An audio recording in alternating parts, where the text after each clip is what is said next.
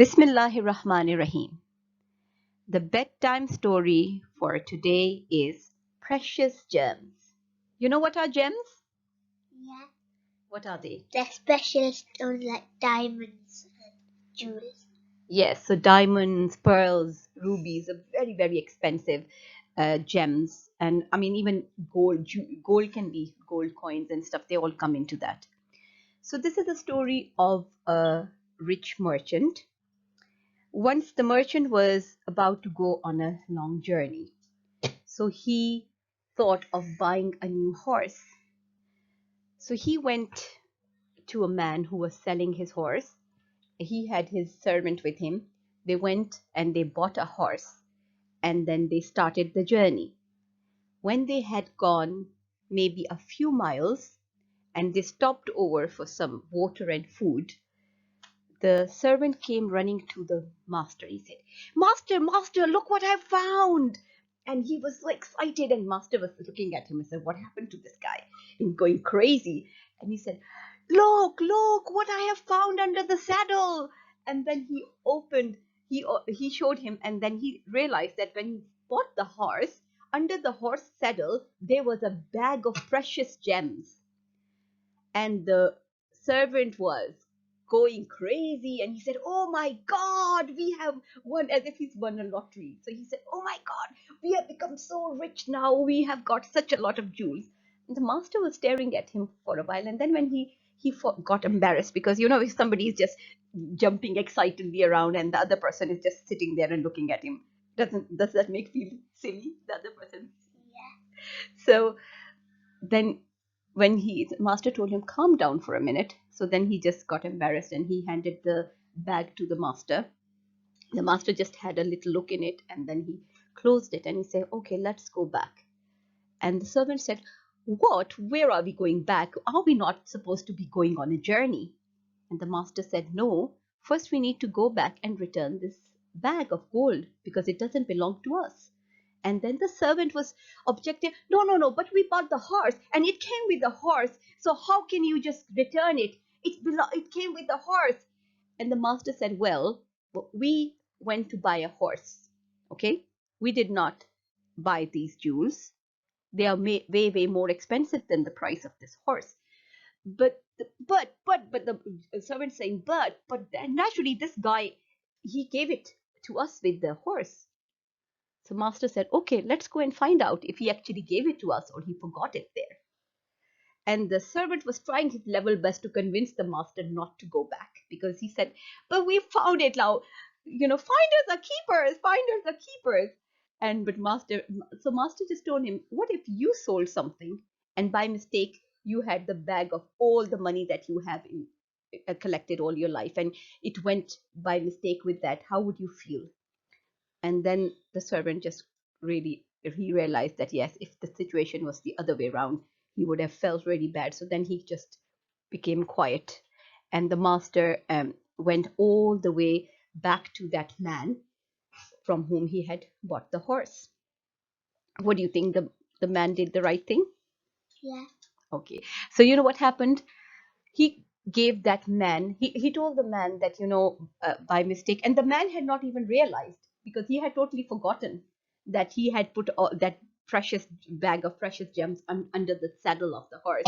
So when this master went there and he gave that bag to the man, he was astonished. He said, Where did you find this bag? And the master asked him, Is it not yours? He said, Yes, it is mine. This is all the wealth I have in my life. And then he quickly opened his shop box because he thought maybe it's lying in the box where you keep all the money. And he opened the box and it was not there. And then he said, and then he held his head and he said, Oh my God, I remember I like took it home last night and I totally forgot to bring it back from my horse saddle and put it in the place where I normally put it under lock and key. And then I think I sold the horse to you and it went to you. And the man said, I am so thankful that you have brought me back all the jewels and that you're such an honest man. How come you did not keep something with yourself? And the master said, No, I did keep. I kept the two most precious gems with myself. And the shopkeeper just looked at him in bewilderedness, and he got a bit angry, and he suddenly overturned the whole uh, like the bag on his counter, and started quickly counting the jewels. He counted once, then he got a bit puzzled, then he counted another time, and then he counted 3 times. And he said, are you joking with me? Why you think I'm silly? All my gems are here, I've counted it 3 times. How come you have kept two? The most precious ones are here. See, this is this big diamond, and this is this ruby. These were the most precious. How can you say that you have kept the two precious gems? So this master, who was a very calm and dignified man, he smiled. He said, I did not say that I kept your gems. I said, I I brought you back your gems, and I have kept my most precious gems. And then everybody around because a lot of people had gathered to see this whole incident, and even the servant of this master was looking at his master like in disbelief, that what type of a man is it? He did not even touch the bag, and first he was saying he took 2 gems, now he says he had 2 gems. And servant said, I've never, he said, master, you've never shown me those 2 gems which you had. That's not fair. And then the master smiled, and he said, well, the 2 gems that I kept behind, those were my honesty and my integrity. Does that make sense? So he said those were the most precious gems that I had, and I didn't want to lose them by keeping this worldly wealth with myself. Does that make sense? What do you think it means? Can you give me an idea? Did you understand? That you have to be honest and to Yes. What do you think? It tells you that the character of a person, this honesty and integrity, is the most precious thing that we can, yeah, in our life. Because all the wealth that can come and go, but the strength of your character, the personality, that is the most precious thing of all. And as Muslims, we understand that how honesty is important, how what is meant by integrity. Hmm? Integrity is like your character, your self-respect, that you just want to be. Because at the end of the day, who you want to make happy all the time? Allah Yes. and So Mom. yeah, but do you think Allah would have been happy with this merchant? Yeah. Yes. So he made Allah proud of him, with somebody who does something so beautiful. So this is what he knew that Allah expected him to be honest.